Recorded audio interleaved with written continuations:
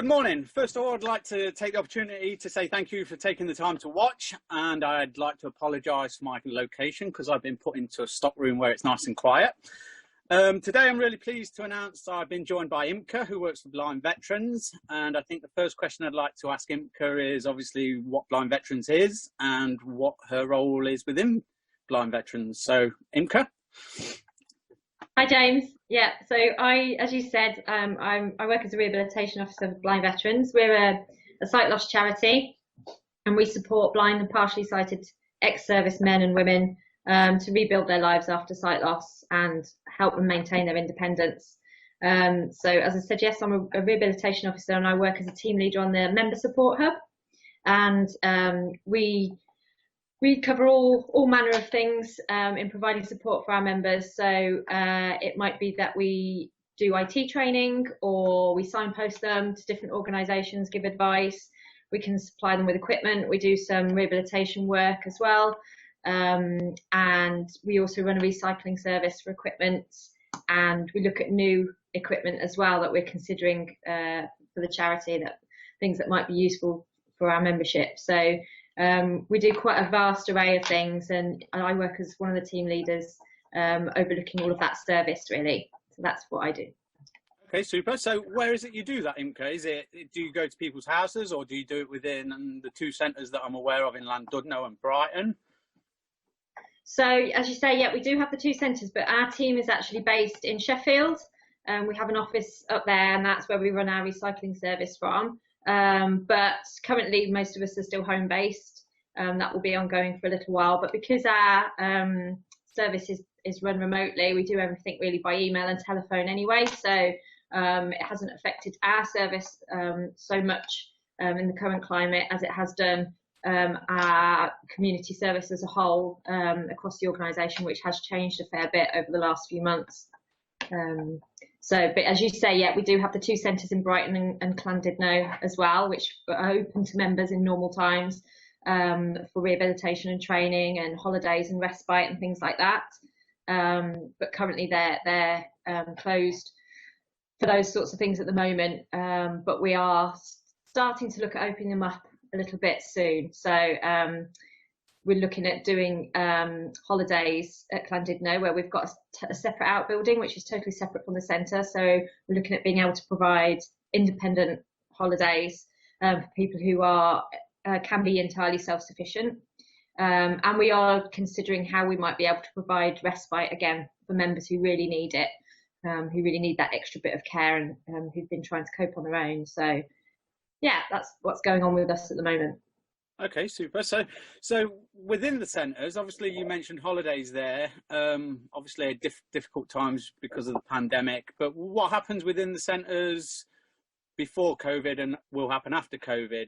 What happens within the centres? Do people just have days there and get rehabilitation treatment, or is it a social hub, or what happens there? So it's everything really. So at Blind Veterans, we take a completely holistic approach. So we have a massive range of facilities at both centres which members can benefit from. So initially, when a member joins the charity, they'll have a visit from their community support worker, which will be out in the community in their own home.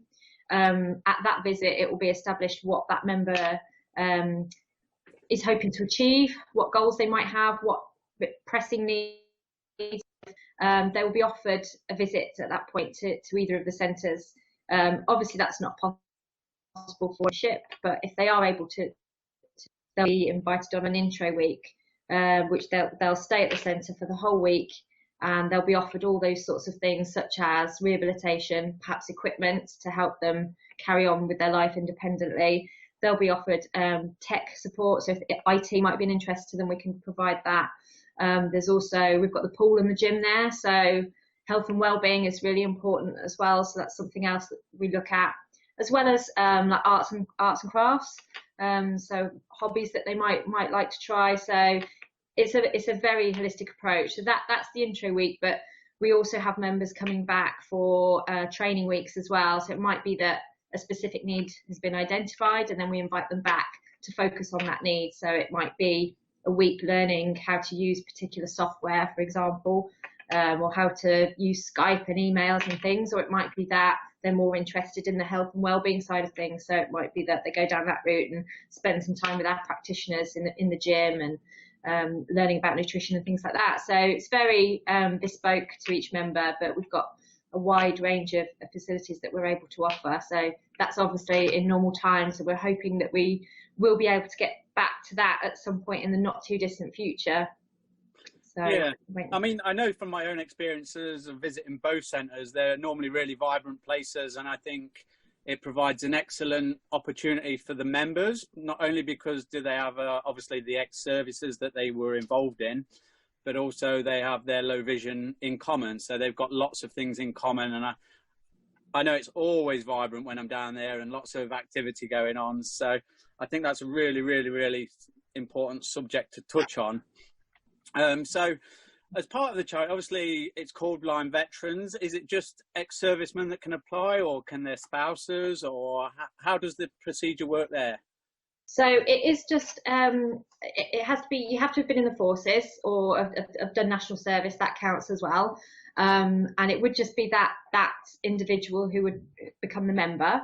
But we do, there are a lot of services that we can provide to family members as well, or that they can benefit from. So we would invite the spouses or any other family member on the intro week if they'd like to come, so they can be part of that and see what goes on.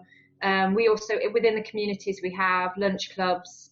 We also have reunion dinners as well, which is another opportunity for members to get to know each other and meet others that live in their area. And we welcome other family members to be a part of that as well, to get involved. So yes, although the membership is for that individual person, we very much welcome the whole family really into Blind Veterans. So yeah.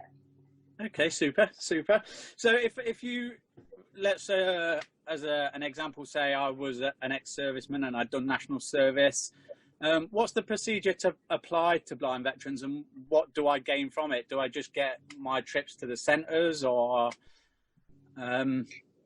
no, so you could give us a call. give us a call and we can send out an application form, or you can do it online.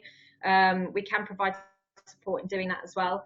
And then once you've filled out the application form, we would just contact the service records department and the eye specialist just to make sure we've got the right information, and then we'd take it from there. So then you would, once you've been accepted as a member, as I say, you'd have a visit from a community support worker who'd come to your home, have a chat and just find out exactly what it is that you're hoping to achieve. And then we'd take it from there. So yes, we would have the intro weeks if the member wanted to do that, and they'd be welcome to come back for training. They'd be able to use the centres for holidays as well. We also run various different theme weeks. So it might be a particular activity that they're interested in. Sometimes we'll have like a photography week or an outdoors activity week, all these sorts of things that are open to them. That's within the centres, but also out in the community. Again, in normal times, things have been a little bit suspended at the moment, but in normal times we would have lots of different lunch clubs running and various different activities and clubs that the members can join if they're not able to get as far as one of the centres. And we've got, various different volunteers involved across the country to help support with that as well. We've got a great volunteer network. So yeah, so it's pretty much anything and everything really. Whatever the member wants to achieve, then we do our best to try and find a way to facilitate that. Which you're very good at from first-hand experience. Oh, thank you very much. We try.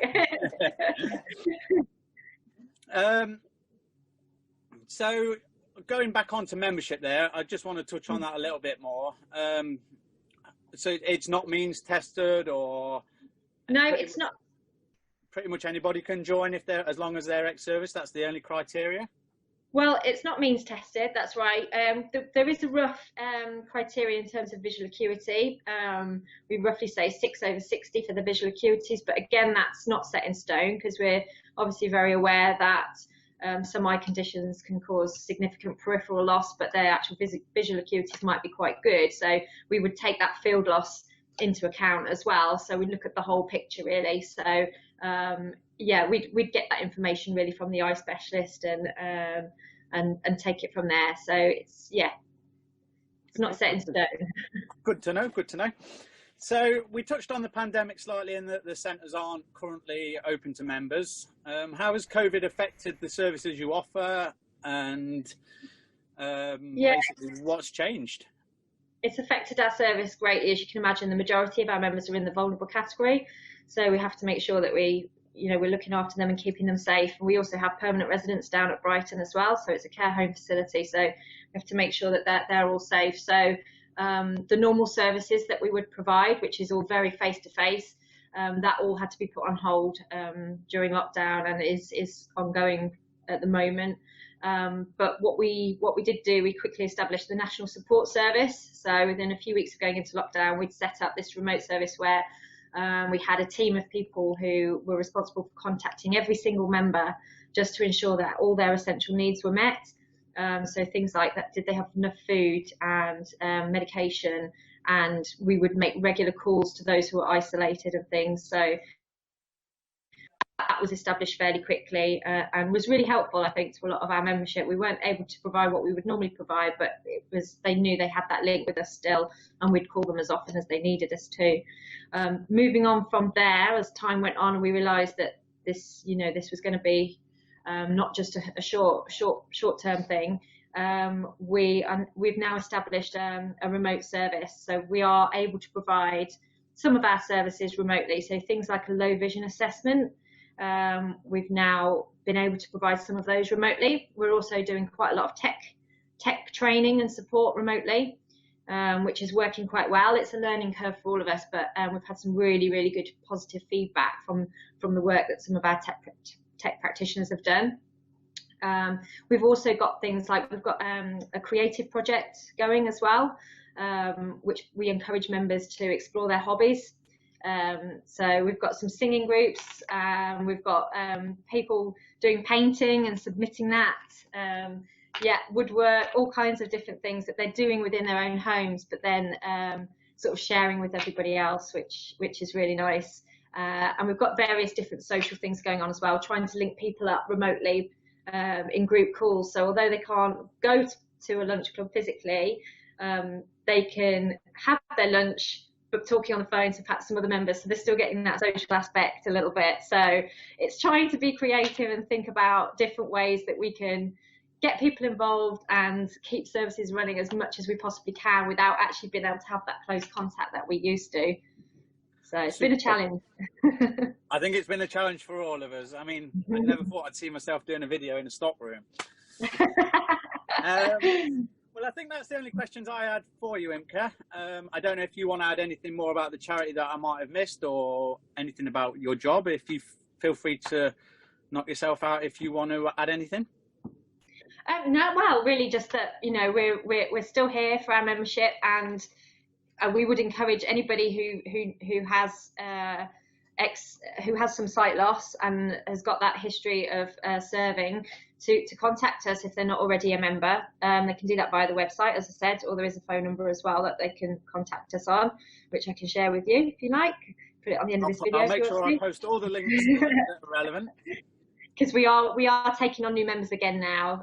We did stop that for a little while during lockdown while we focused on our existing membership and making sure their needs were met. But we are open to new members again now, so we're looking at welcoming some more people into the charity. So yeah, and then hopefully, in the months to come, we'll be able to get back to more home visits and welcoming more members back into the centre, just how we used to. We're looking forward to that.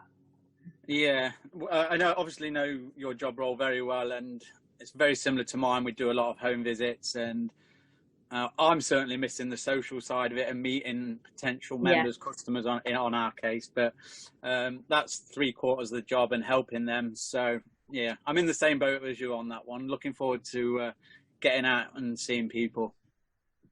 That's it. Yeah, let's hope it's not too long away now. I'd say touch wood, but I'm surrounded by metal. Okay, well, thank you very much for your time. It's always a pleasure, and I'm sure I'll speak to you during the course of the day anyway. And thanks again, Imke. Lovely. It's lovely talking to you, James. Take care. You too. Bye-bye. Bye.